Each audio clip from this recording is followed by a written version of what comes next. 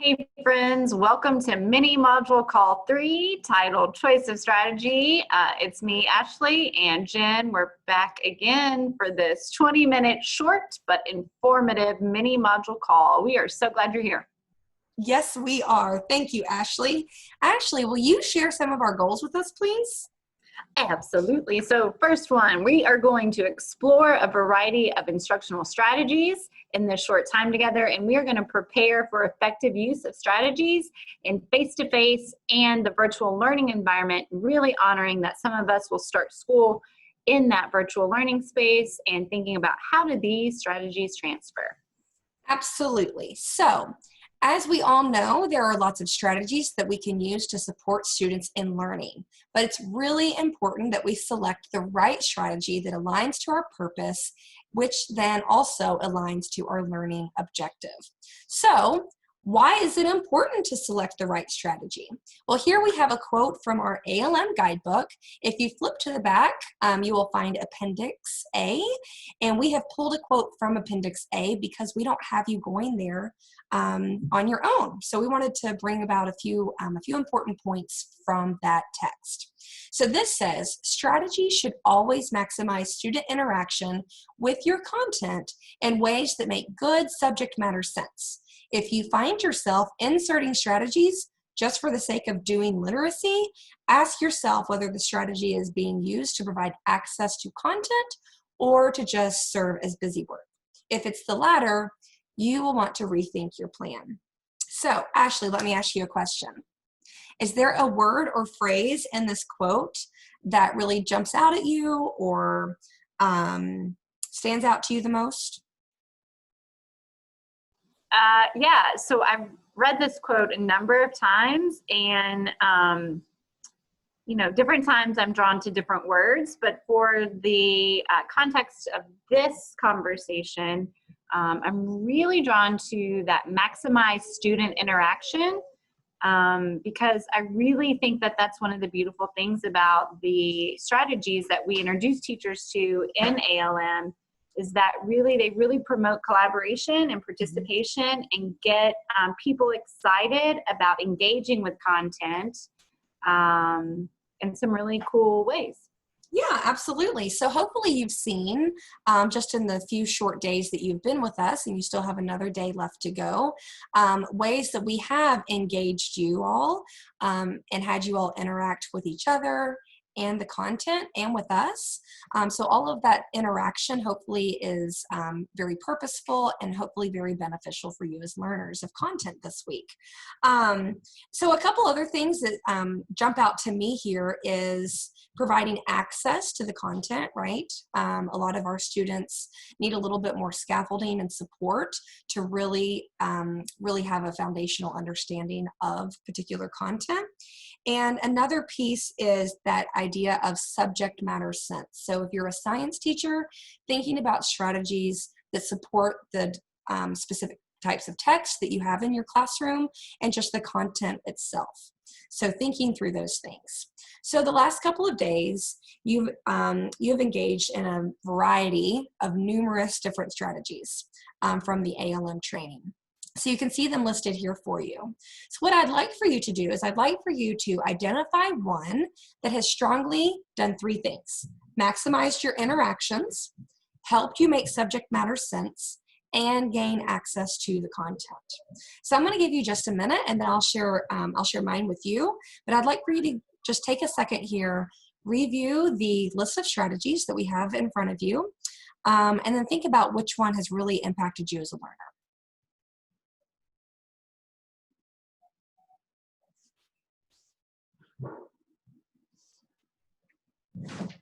Okay, so there are a few here that really jump out at me and that it has really been effective for my learning processes.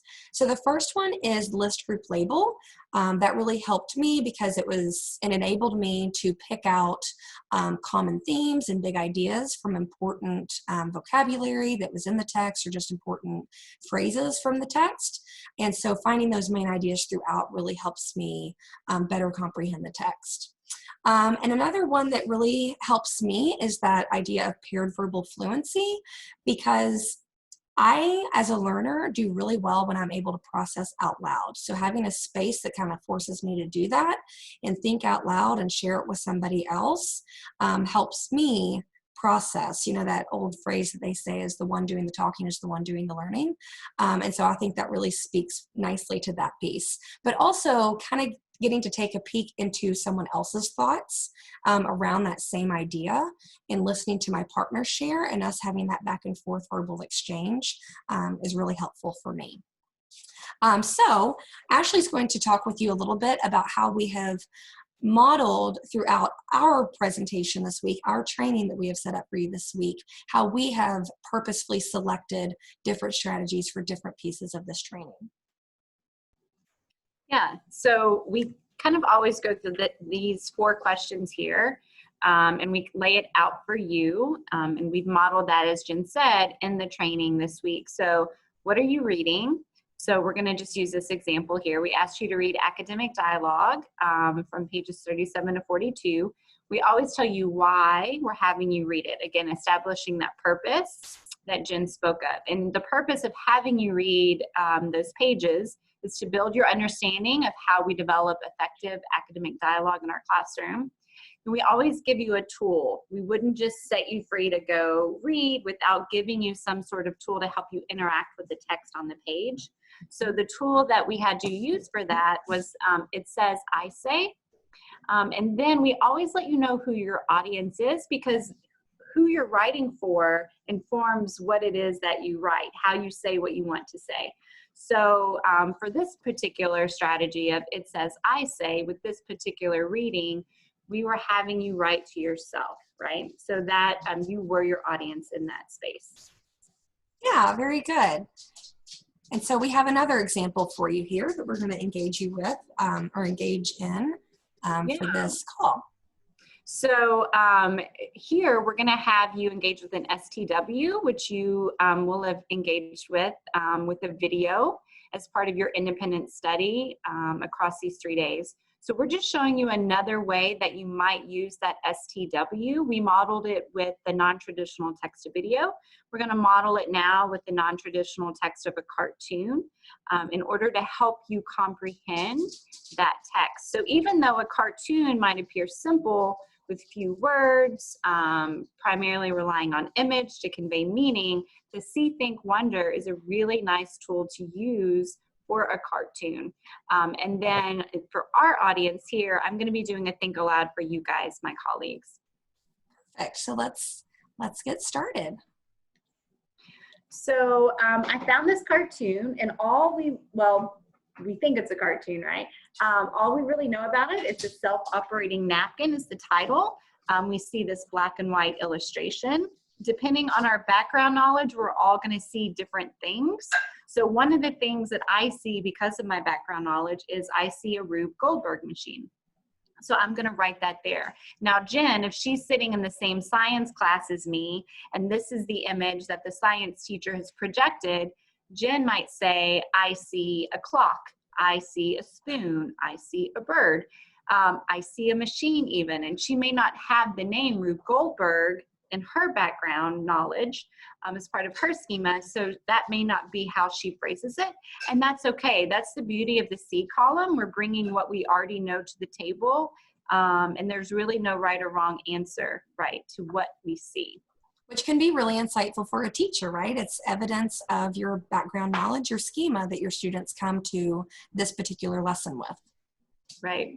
And then we're going to move across to things that we think, okay? And we're still using our background knowledge. I think that this is a cartoon, and I think that because I've seen other things in the newspaper growing up, right, in the cartoon section that looked similar to this. So to me, I think that this is a cartoon.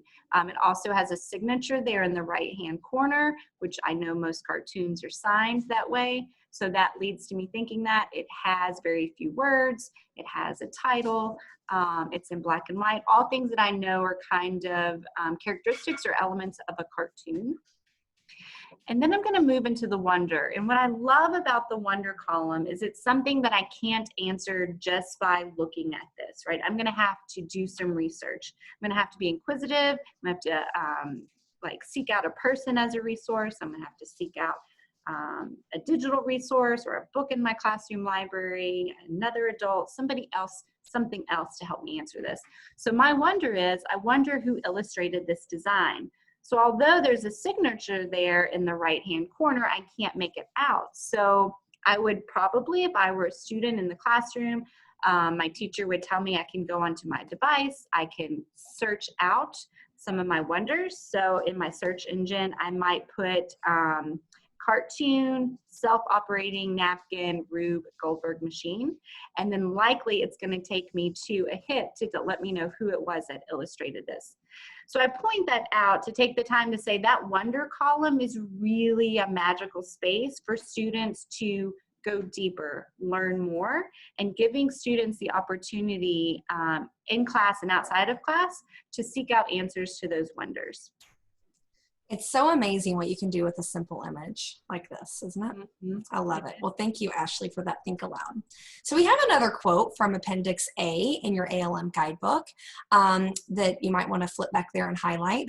I know if I have my book in front of me, I'm highlighting those things. But anyway, this quote says, "It's important to understand that while CTL's ALM is rich with strategy options, the strategies are simply the vehicle by which students develop their capacity as thinkers in any given discipline. Students don't come to us fluent in the language of content like math or science, and therefore they need reading, writing, speaking, and listening abilities to be cultivated and practiced within their classrooms." And I think it's important that in light of COVID-19 and in light of this very real possibility that many of our students will be in a virtual learning environment for this coming school year, that we still have to honor that even though they're in a virtual space, they still need ways to read and write and to speak and listen with their peers around content to really absorb it. And it's our job as the designers of that instruction to find ways to support the students to ensure that those things happen. So again, those strategies are really the vehicle that helps us get from point A to point B. So with that word vehicle, we're going to move into a metaphor because at CTL, we love our metaphors. And so we have a fun slide here for you. So Ashley, would you like to unpack this for us? Yeah, so if the strategies are the vehicle, as Jen pointed out, and as is pointed out in the guidebook, if the strategies are the vehicle to develop student capacity as thinkers, which vehicle serves as a metaphor for that process and why?